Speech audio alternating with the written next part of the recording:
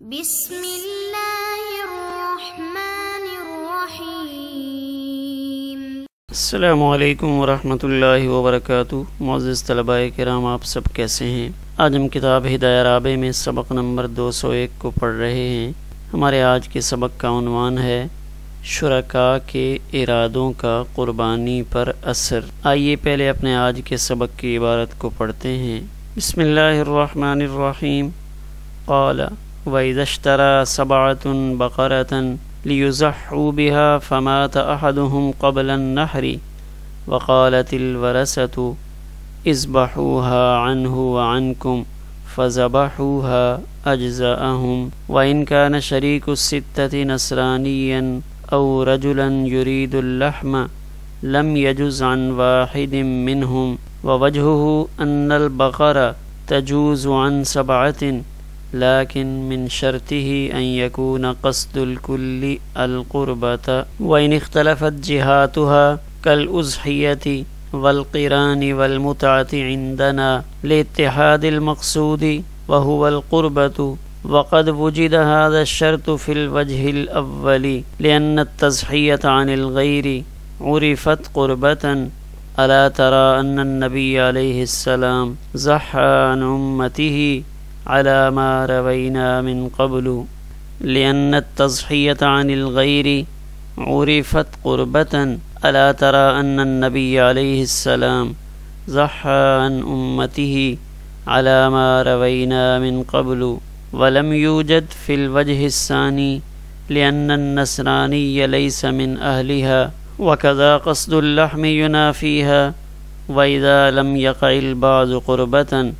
والإراقة لا تتجزأ في حق القربة لم يقع الكل أيضا قربة فامتنع الجواز وهذا الذي ذكره استحسان والقياس ألا يجوز وهو رواية عن نبي يوسف رحمه الله لأنه تبرع بالإتلاف فلا يجوز عن غيره كالإعتاق عن الميت لكننا نقول القربة قد تقع عن الميت كالتصدق بخلاف الإعتاق لأن فيه إلزام الولاء على الميت۔ آئیے اب ہم اپنے سبق کی عبارت کا ترجمہ کرتے ہیں۔ قال امام قدوری رحمہ اللہ فرماتے ہیں وَإِذَا اشْتَرَى سَبْعَةٌ کہ جب 7 آدمیوں نے قربانی کے لیے ایک گائے خریدی فَمَاتَ أَحَدُهُمْ پھر ان میں سے ایک شخص قربانی سے پہلے مر گیا اور اس کے ورثاء نے کہا کہ آپ لوگ اس گائے کو اس کی طرف سے اور اپنی طرف سے ذبح کر دیں تو اجزاءہم تو ان کی طرف سے کافی ہو جائے گا۔ وَإِنْ كَانَ شَرِيكُ السِّتَّةِ نَصْرَانِيًّا اور اگر ان 6 لوگوں کا شریک یعنی 7واں آدمی نصرانی ہو یا ایسا شخص ہو جس نے صرف گوشت کھانے کا ارادہ کیا ہو تو ان میں سے کسی کی طرف سے بھی قربانی درست نہیں ہوگی۔ ووجہہ اور اس کی وجہ یہ ہے کہ گائے تو 7 آدمیوں کی طرف سے جائز ہے، لیکن اس کی شرط یہ ہے کہ ہر شریک کا مقصد عبادت ہو۔ وَإِنِ اخْتَلَفَتْ جِهَاتُهَا اگرچہ اس کی جہتیں مختلف ہوں، جیسے اضحیہ قربانی، دم قران، دم تمتع، ہمارے ہاں مقصود یعنی قربت متحد ہونے کی وجہ سے۔ وَقَدْ وُجِدَ هَذَا الشَّرْطُ جیسے قربانی، دم قران، دم تمتع ہمارے نزدیک مقصود کے ایک ہونے کی وجہ سے، اور مقصود وہ قربت ہے۔ وقد وجد هذا الشرط اور یہ شرط پہلی صورت میں موجود ہے اس لیے کہ دوسرے کی طرف سے قربانی کرنا قربت میں معروف ہے۔ کیا آپ نہیں دیکھتے کہ نبی کریم صلی اللہ علیہ وسلم نے اپنی امت کی طرف سے قربانی کی ہے، جیسا کہ ہم اس سے پہلے روایت کر چکے ہیں۔ ولم یوجد اور یہ شرط دوسری صورت میں موجود نہیں، اس لیے کہ نصرانی وہ قربت کا اہل نہیں۔ اسی طرح صرف گوشت کی نیت کرنا یہ بھی قربت ہونے کے منافی ہے، اور جب بعض میں قربت واقعہ نہیں ہوئی، حالانکہ خون بہانا قربت کے حق میں متجزی یعنی تقسیم نہیں ہو سکتا، تو گویا کہ قربت بالکل واقعہ ہی نہیں ہوئی، لہذا قربانی کا جواز ممتنع ہو گیا۔ اور یہ جس کو امام محمد رحمہ اللہ نے ذکر فرمایا ہے یہ استحسان ہے، اور قیاس تو یہ کہتا ہے کہ پہلی صورت میں بھی قربانی جائز نہ ہو، اور امام ابو یوسف رحمہ اللہ سے یہی ایک روایت ہے، اس لیے کہ یہ قربانی ایسا تبرع ہے جس میں تلف کرنا پایا جاتا ہے، یہ تبرع بالاتلاف ہے، لہذا دوسرے کی طرف سے جائز نہیں ہوگا جس طرح کہ میت کی طرف سے آزاد کرنا۔ لیکن ہم یہ عرض کرتے ہیں کہ قربت کبھی میت کی طرف سے واقع ہو جاتی ہے، جیسے صدقہ کرنا، بخلاف اعتاق کے کہ اس میں میت پر ولا کو لازم کرنا ہوتا ہے۔ آئیے اب ہم اپنے سبق کی تشریح کی جانب بڑھتے ہیں۔ ہمارے آج کے سبق میں ایک ہی صورت بیان کی جا رہی ہے، اور اس صورت میں کچھ تفصیل ہے کہ ایک بڑی قربانی میں جب 7 افراد شریک ہیں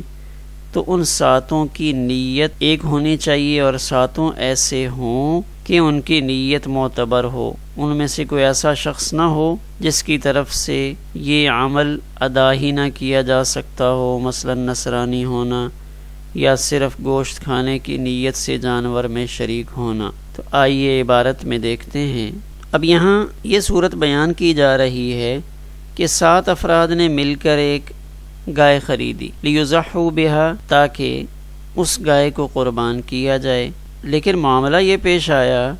کہ ابھی قربانی نہیں کی تھی تو ان 7 میں سے کسی ایک فرد کی موت واقع ہو جاتی ہے، اس کا انتقال ہو جاتا ہے، لیکن پھر ایسا ہوا اس کے ورثاء نے اجازت دی، جو شرعاً اس میت کے ورثاء تھے، انہوں نے یہ کہہ دیا کہ آپ ہمارے مورث کی طرف سے قربانی کا فعل کر دیں۔ وقالت الورثۃ اذبحوها عنہ وعنکم، کہ چونکہ ہمارا یہ مرحوم آپ کے ساتھ جانور میں شریک تھا تو ہم آپ کو اجازت دیتے ہیں کہ آپ قربانی کر لیں۔ اجزاءہم، اگر ایسی اجازت مل جائے تو یہ اجازت کافی ہوگی اور وہ قربانی ادا ہو جائے گی۔ تو ایک صورت تو یہ بیان کی کہ ان میں سے ایک مر جاتا ہے، وہ رسا اجازت دیتے ہیں، تو اس صورت میں اجزاءہم کہ ان کی طرف سے قربانی کا یہ فعل کرنا درست ہوگا، اور قربانی گویا کہ میت کی طرف سے بھی ہو جائے گی۔ اس کے ساتھ دوسرا مسئلہ یہ ذکر کیا کہ اگر ان 6 کے ساتھ 7واں شریک مسلمان نہیں ہے بلکہ نصرانی ہے، یا ایک ایسا شخص ہے جس کا مقصد صرف گوشت کھانا ہے، اس کو گوشت پسند ہے، اس نے جانور دیکھا کہ اچھا جانور ہے،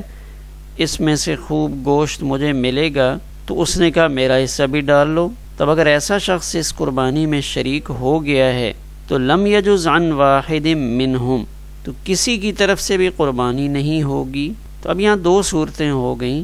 پہلی صورت تو یہ ہے کہ جس میں ایک فرد کا انتقال ہو چکا ہے، بقیہ 6 کرتے ہیں تو ان کی طرف سے درست ہے، لیکن یہ اگلی صورت میں جس میں ایک نصرانی ہو یا ایک گوشت خور ہو تو یہ 7واں بندہ ہو تو بقیہ 6 کی بھی درست نہیں ہوتی۔ تو ان دونوں صورتوں میں کیا فرق ہے؟ ووجہ سے ان دونوں صورتوں میں فرق بتلا رہے ہیں، لیکن اس فرق کو جاننے سے پہلے یہ اصول ذہن میں رکھا جائے کہ جن جانوروں میں اونٹ یا گائے بیل میں جہاں 7 لوگ قربانی میں شریک ہو سکتے ہیں تو ان سب کے لیے یہ شرط ہے کہ تمام شرکاء کی نیت عبادت اور قربت ہو، لیکن من شرط ہی ان یکون قصد الکل القربت، کہ ٹھیک ہے یہ شریعت نے سہولت فراہم کی کہ 7 بندے مل کر بھی ایک جانور قربان کر لیں، اونٹ یا گائے، تو 7 کی طرف سے یہ حکم پورا ہو جائے گا اور وہ قربانی 7 میں سے ہر فرد کی طرف سے متصور ہوگی، لیکن اس کی شرط یہ بتا دی کہ اس میں سارے عبادت کی نیت سے اور اللہ کا قرب حاصل کرنے کی نیت سے شریک ہوں۔ آگے تھوڑی سی تفصیل بیان کی، وَإِنِ اخْتَلَفَتْ جِهَاتُهَا، ہاں قربت کی مختلف صورتیں ہوتی ہیں، قربت کی مختلف جہتیں ہیں، یعنی نیکی کی مختلف صورتیں موجود ہیں، یعنی قربت مختلف قسم کی ہے تو چل جائے گی کہ ایک کی نیت قربانی کرنے کی ہے، دوسرے کی نیت دم قران دینا، تیسرے کی نیت دم تمتع کی ہو، چوتھے کی نیت عقیقہ کرنا ہو، تب بھی سب کی قربانی ہو جائے گی، کیونکہ یہ سارے کام قربت ہیں۔ یہ اور بات ہے کہ یہ سب الگ الگ قربت کی قسمیں ہیں۔ تو ہمارے نزدیک وَإِنِ اخْتَلَفَتْ جِهَاتُهَا عِندَنَا، جہتیں بے شک مختلف ہوں لیکن وہ ہونی قربت چاہیے، لِاتِّحَادِ الْمَقْصُودِ، تو اب یہ قربانی درست ہوگی مقصود کے ایک ہونے کی وجہ سے۔ اور ان تینوں چیزوں میں جو یہاں ذکر کی ہیں، اضحیہ ہو، قران ہو، دم تمتع ہو، ان سب کا مقصود قربت ہے۔ وَقَدْ وُجِدَ هَذَا الشَّرْطُ فِي الْوَجْهِ الْأَوَّلِ، اور یہ شرط یعنی قربت کا ہونا یہ پہلی صورت میں پایا جا رہا ہے۔ پہلی صورت وہ تھی جس میں 7 میں سے ایک فرد کی موت واقع ہو جاتی ہے۔ لِأَنَّ التَّضْحِيَةَ عَنِ الْغَيْرِ عُرِفَتْ قُرْبَةً، اس لیے کہ غیر کی طرف سے قربانی کرنا یہ ایک ایسی قربت ہے، ایک ایسی نیکی ہے جس کا نیکی ہونا معلوم ہے، کہ ایک تو یہ ہے کہ آدمی اپنی قربانی کرے، اور ایک یہ ہے کہ کسی دوسرے کی طرف سے بھی بندہ قربانی کرے، تو کسی دوسرے کی طرف سے قربانی کرنا درست ہے، اور اس پر دلیل موجود ہے، اور وہ دلیل کیا ہے؟ امام الانبیاء حضرت محمد الرسول اللہ صلی اللہ علیہ وآلہ وسلم کا اپنا فعل ہے کہ نبی کریم صلی اللہ علیہ وسلم نے خود اپنی امت کی طرف سے قربانی فرمائی۔ الا تری، کیا آپ نہیں دیکھتے کہ نبی کریم صلی اللہ علیہ وآلہ وسلم نے امت کی طرف سے قربانی فرمائی؟ اس روایت کو ابن ماجہ نے نقل کیا ہے، اور ام المومنین سیدہ عائشہ صدیقہ رضی اللہ تعالی عنہا سے یہ روایت منقول ہے۔ تو اب یہ قربت کا ہونا پہلی صورت میں تو پایا جا رہا تھا، وَلَمْ يُوجَدْ فِي الْوَجْهِ الثَّانِي،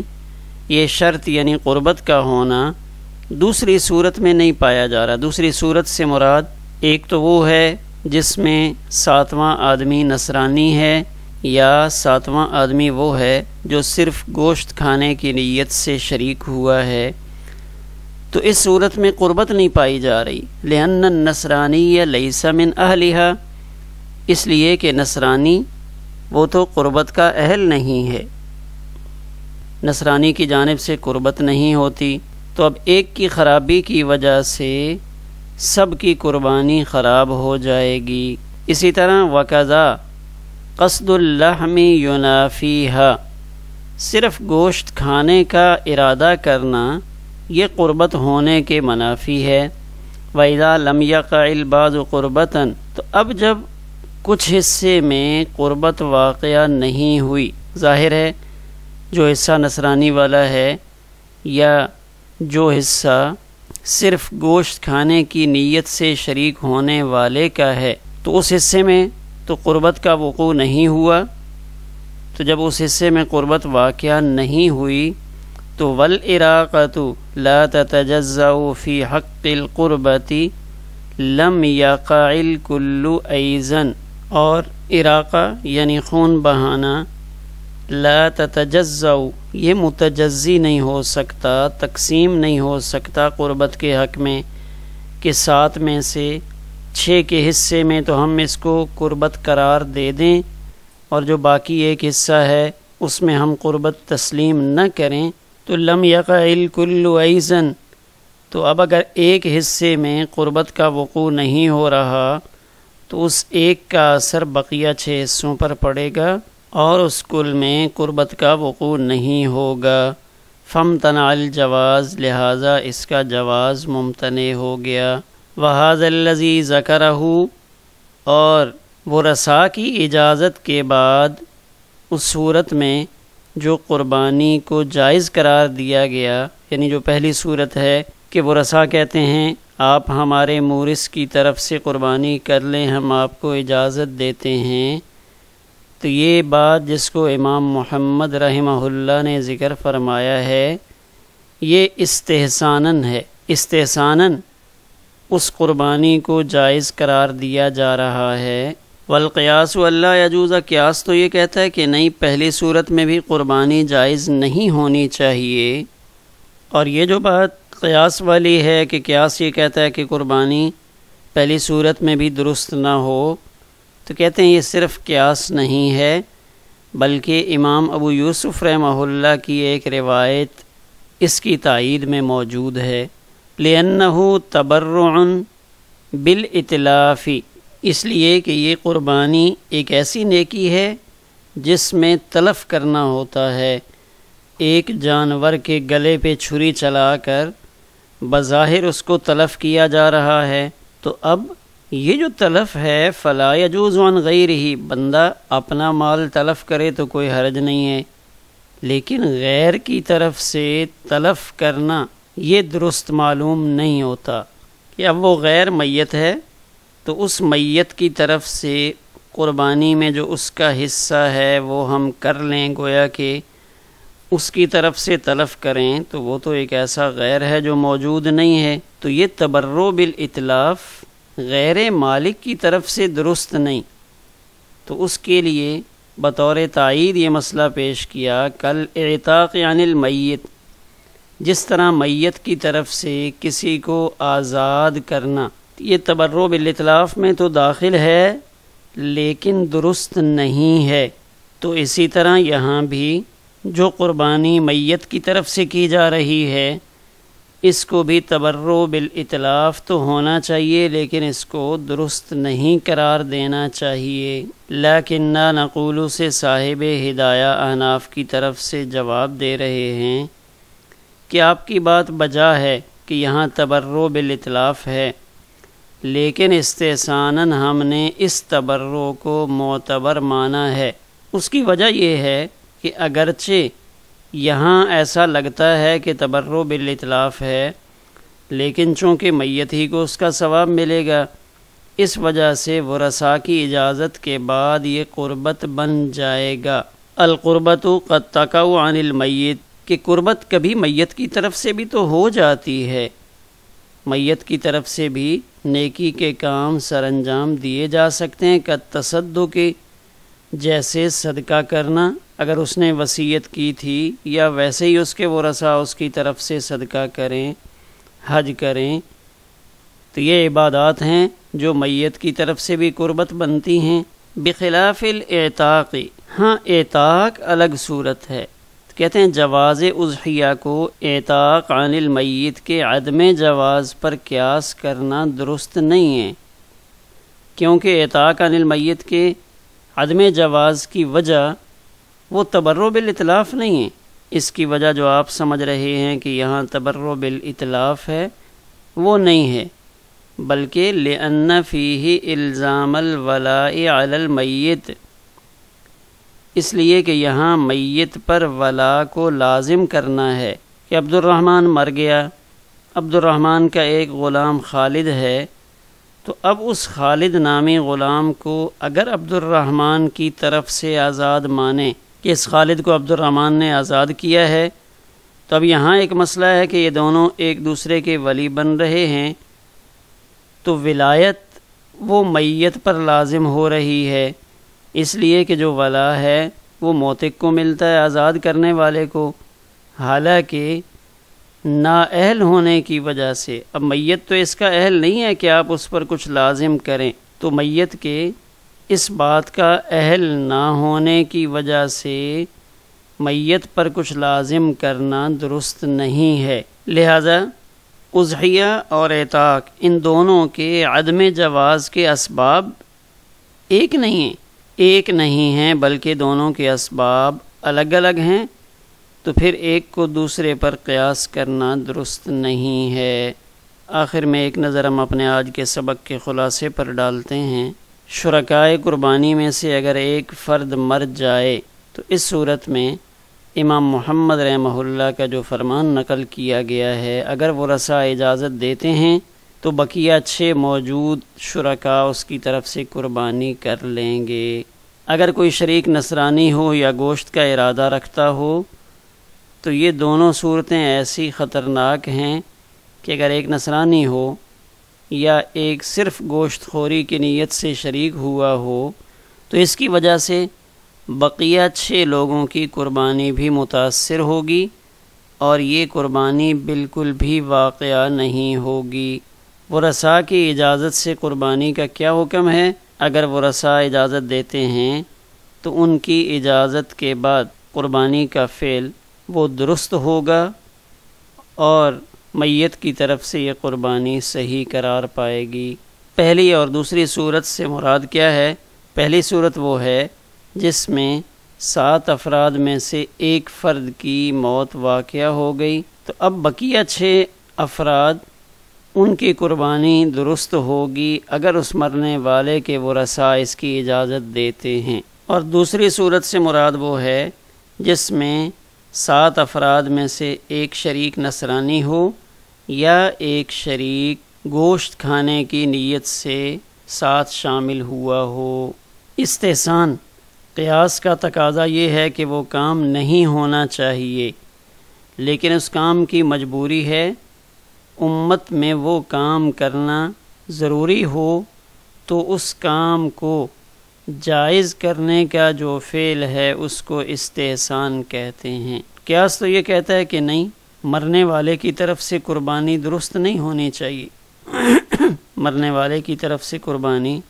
درست نہیں ہونی چاہیے۔